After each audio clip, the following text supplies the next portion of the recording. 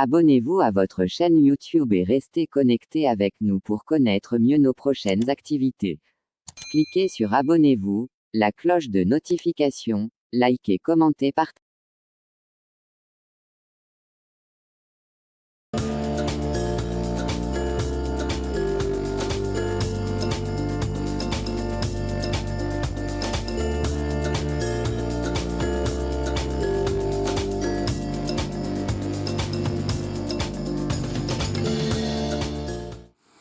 Bonjour et bienvenue à tous. Saviez-vous que 20% des 27 000 entreprises de 50 salariés et plus sont des associations, qu'avec plus d'1 800 000 emplois en 2017, elles représentent 5 fois plus que le secteur automobile et que selon des chiffres qui datent de 2007, la valeur ajoutée des associations représenterait environ 3% du PIB, soit environ 45 milliards d'euros.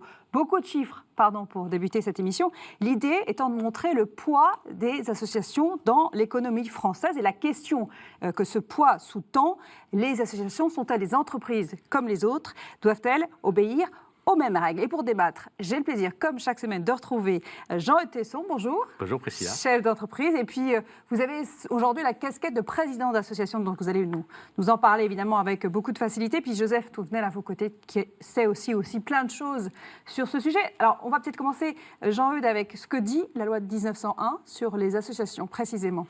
Elle dit surtout une chose, elle définit l'obligation d'un but non lucratif. C'est dans le texte. Mais il y a aussi des confusions autour de cette lucrativité, parce qu'il faut distinguer le but lucratif ou non lucratif, donc non lucratif pour les associations, et les activités lucratives que peuvent exercer des associations. Une association à but non lucratif, c'est-à-dire dont les profits ne reviennent pas à des actionnaires et restent dans l'association, peut avoir des activités lucratives au sens fiscal du terme. Alors, qu'est-ce que c'est qu'une activité lucrative? C'est une activité qui rentre dans le champ des activités économiques normales de l'entreprise. Et de ça, c'est pour éviter les distorsions de concurrence. Qu'est-ce que ça veut dire quand on a une activité lucrative, qui peut être seulement une des activités de l'association? C'est que cette activité est fiscalisée au sens de l'impôt sur les sociétés et de la TVA. C'est-à-dire que si mon association exerce une activité lucrative, je peux décider de sectoriser fiscalement et que sur cette partie-là de mon activité, je vais payer des impôts sur les bénéfices et payer de la TVA, mais aussi la récupérer. Donc c'est pour ça que c'est compliqué. C'est assez complexe comme monde, en fait, quand on vous écoute. Oui, mais je crois que ce qu'il faut retenir quand même, c'est que la caractéristique générale des associations dites 1901, c'est que leur but n'est pas lucratif. C'est-à-dire que ça ne revient pas à des actionnaires ou aux membres, en tout cas. Joseph, est-ce qu'il y a quelque chose à ajouter sur cette définition extrêmement précise? Oui, peut-être un petit point d'histoire. C'est que sous l'Ancien Régime, ça existait et les associations en fait, à but non lucratif, ça s'appelait des communautés. Et je trouve que ça représente assez bien ce que ça peut être une communauté. Groupé autour d'un centre d'intérêt, d'un métier, ça peut être... Oui, mais dans le sens communauté, on a un rassemblement de personnes. C'est très humain, le terme de communauté. Et ça, je trouve ça assez bien. Et puis ça a disparu parce que ça a été interdit par l'affreux citoyen Le Chapelier, qui en 1791 est passé par là, a bazardé tout ce qui était de social, a mis sa petite dictature ultralibérale. Je suis désolé, mais c'est un peu ça. Puisqu'on n'avait plus le droit de se rassembler, y compris tout ce qui était à but non lucratif, mais ça a été un drame.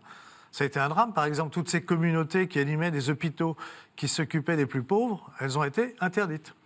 Et quand la loi est revenue, la loi de 1901, avec Waldeck-Rousseau, le même d'ailleurs qui avait fait, je crois que c'est 1887, la loi sur les syndicats, il y a eu un combat très fort pour savoir s'il pouvait y avoir des associations religieuses, des communautés religieuses qui se mettent en place. Ça a été un débat à l'Assemblée nationale très rude à l'époque.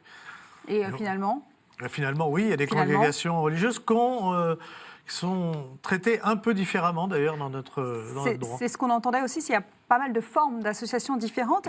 Est-ce que la principale différence aujourd'hui entre une entreprise et une association, c'est justement ce but non lucratif dont vous parliez tout à l'heure? Je crois que c'est pas tout à fait seulement ça, parce que dans une association, les moyens humains sont en plus des salariés, lorsqu'il y en a, des bénévoles. Et en précisant que la même personne... Il n'existe pas au sein d'une entreprise. Il n'y a pas de bénévoles au sein d'une entreprise? Ah ben non, c'est interdit. Là, on est dans le travail dissimulé. C'est puni par la loi, c'est de la correctionnelle. Voilà. En revanche, mais dans une association, c'est encore un peu plus compliqué que ça parce que on ne peut pas avoir, pour une même fonction, des personnes qui sont salariées et des personnes qui sont bénévoles. Et une personne ne peut pas, de temps en temps, se faire salarier pour une activité et de temps en temps être bénévole. Donc c'est très précisément défini. Mais surtout, ce qui est commun, ce sont toutes les règles comptables. Et une association, à partir d'un certain montant de son bilan, doit avoir un commissaire aux comptes comme une entreprise.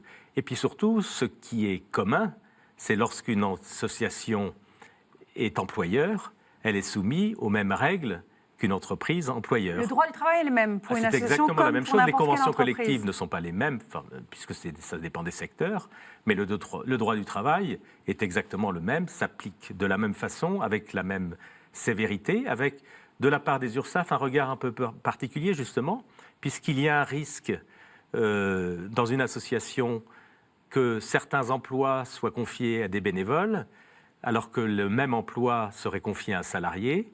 Et bien à ce moment-là, on peut dire, l'URSSAF peut dire, ben écoutez, le bénévole, il ne fait pas cadeau de son temps, il fait cadeau seulement de son salaire net, et vous devez payer les charges sociales sur le temps qui Il y a un regard passe. extrêmement vigilant de la part de l'État, de l'URSSAF Oui. en général.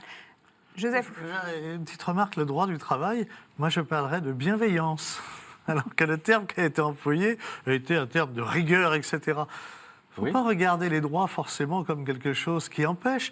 Mais le droit du travail, c'est quand même quelque chose de particulier. Enfin, permettre aux une gens de définition. passer, par exemple, un dimanche en famille, ça me semble être un acte de bienveillance. Heureusement qu'il y a le droit du travail pour être là. Ah, oui. Deuxième remarque, sur les 3% du PIB, oui, chiffre exact, sauf que le PIB n'est pas le bon instrument pour mesurer ce qu'apporte. Ça pourrait faire le sujet d'une autre Et oui, émission, parce que le PIB tout ce qui est un bon instrument de mesure de l'économie. l'éducation, la formation, je pense au mouvement scout, mais à bien d'autres, c'est, pour la richesse du pays, c'est considérable. Et ce n'est pas vu dans le PIB, donc c'est une importance bien supérieure. Et puis, par des associations, on a des associations, par exemple, de défense des chrétiens d'Orient, des associations humanitaires, enfin, c'est quelque chose qui porte le pays, qui porte les gens, qui permet de faire autre chose. Tous les champs, les associations, elles recouvrent tous les champs, pas uniquement les champs à but commerciaux. Ou, À partir du moment où on peut avoir des activités lucratives dans une association, tout est permis, c'est-à-dire l'entrepreneur qui veut créer une activité peut choisir indifféremment, pas pour lui parce que dans un cas c'est du patrimoine et pas dans l'autre, mais peut choisir le statut associatif ou le statut entreprise. Alors qu'est-ce qui fait qu'il va choisir l'un ou l'autre ? S'il veut se constituer du patrimoine, s'il veut pérenniser son rôle dans la structure, il va choisir la formule entreprise. S'il choisit la formule associative, il peut devenir, s'il veut que ce soit sa propre activité, il peut devenir salarié de l'association qu'il a créée, mais avec les règles de gouvernance prévues pour les associations, avec un conseil d'administration qui peut le révoquer, etc. Donc ce n'est pas la même sécurité, mais c'est en lien aussi avec la cause, c'est-à-dire qu'il y a des activités qui vont plus facilement prospérer sur le plan économique lorsqu'elles sont portées par une association, parce qu'il y a une cause, que par la forme société. Et puis la loi de 1901 précise que pour une association de 1901, ça ne doit pas être fait pour enrichir directement ou indirectement les membres de l'association. Donc un chef d'entreprise qui veut s'enrichir, gagner de l'argent, ce qui n'est absolument pas un gros mot, ce qui est légitime quand je monte une entreprise, ce n'est pas la voie associative, puisque c'est interdit. Mais c'est important aussi de faire la différence entre les différentes formes d'associations qui sont liées à leurs activités. On va trouver des associations qui réunissent des bénéficiaires des services, c'est-à-dire qu'ils sont là, les membres sont là comme consommateurs. Par exemple, un club de tennis, les membres du club de tennis, ils viennent pour avoir le pouvoir pratiquer leur sport. Les membres du Secours catholique, ils ne viennent pas comme bénéficiaires, encore qu'on trouve des bénéficiaires qui sont aussi bénévoles au Secours catholique, mais ils viennent d'abord dans un esprit caritatif pour donner de leur temps, de leur argent parfois, et la différence est vraiment importante. Et puis entre les deux, il y a la participation à une cause sans forcément y passer du temps, mais j'adhère à une association pour manifester que je défends telle cause. J'apporte mon poids à une association. Oui, c'est comme signer une cause, pétition. à une œuvre. Hein? Ouais. Ça peut être, et bien des cas, c'est aussi un acte citoyen. Les associations reçoivent des subventions de la part de l'État, les entreprises, non? Est-ce que ça biaise pas un peu, enfin, sous Toutes d'autres les formes, associations ne ça biaise reçoivent pas pas un de peu la subvention. Je concurrence, suis parfois président d'une association qui reçoit 0 subvention et qui a d'ailleurs 0 salarié. Elles peuvent recevoir des subventions de la part de l'État, on va Comme dire. les entreprises. Oui. Oui. Alors, les entreprises, elles reçoivent des subventions en général comme aide à l'investissement parce qu'elles ont besoin de se moderniser, parce que Elles cela... sont plus fléchées que dans des associations. En fait, c'est très rare. Moi, je pense que dans mon activité professionnelle, je ne pense pas avoir reçu de subvention depuis 25 ans ou 30 ans. Alors que c'était aussi, pour les associations, c'est une forme de subsistance.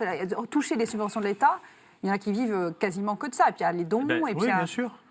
Oui, mais alors, la subvention, c'est parce qu'il y a des subventions indirectes.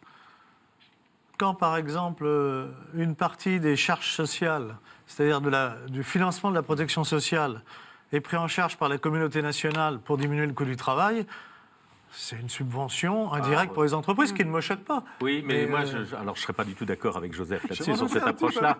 Je ne sais pas pourquoi. Mais on pourrait dire l'inverse, c'est-à-dire que quand les employeurs participent au financement de la sécurité sociale, c'est leur contribution. Non, ça serait les entreprises. Oui, les employeurs. Les entreprises. Oui, les entreprises. Joseph parce que Nassine, c'est pas Bernard Arnault qui sort son chéquier. C'est pas le chef d'entreprise. C'est l'entreprise, c'est pas le chef d'entreprise. Et l'entreprise, c'est qui? C'est la communauté humaine dont peut-être, fait partie les salariés. C'est la personne morale. Voilà. Mais je veux dire que lorsque la personne morale, entreprise, est exonérée de certaines cotisations sociales, ce n'est pas une subvention, c'est-à-dire décidé par la loi, c'est une moindre contribution à la solidarité nationale. Alors, est-ce qu'on Je pense que les jésuites qui nous écoutent auront compris, mais à la limite, Les jésuites, c'est peut-être quelques traces. On a allez, 50 secondes. Alors, est-ce que les associations sont des entreprises comme les autres? C'était la question que j'ai posée au départ. C'est la question dont j'aimerais avoir la réponse. L'entreprise employeur, oui, comme une autre. Pour le reste, la place dans l'économie, dans la société, peut être différente parce qu'il y a souvent une cause derrière dans l'objet social d'une association. Pour moi, c'est la différence essentielle. Et Joseph? Et puis il y a alors là, je suis entièrement d'accord. Et en plus, les associations reconnues d'utilité publique, ce qui est encore une autre sous-catégorie. Oui. Voilà, on a compris que c'est un monde extrêmement riche et extrêmement complexe. Voilà. Merci à tous les deux. On pourra évidemment en reparler dans d'autres émissions. Je vous rappelle en revanche que vous pouvez retrouver cette émission sur kto-tv.com. À la semaine prochaine.